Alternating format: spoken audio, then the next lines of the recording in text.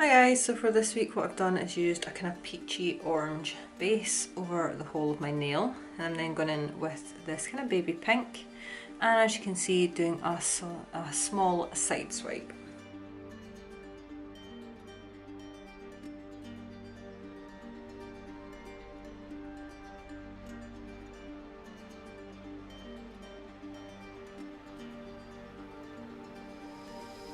Next, using a white striper, we're going to do a thick line across the colours.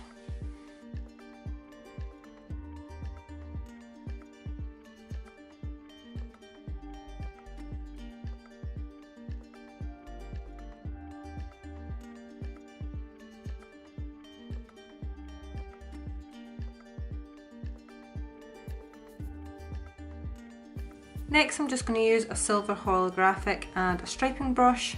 We're going to outline the white line and also do a curved line coming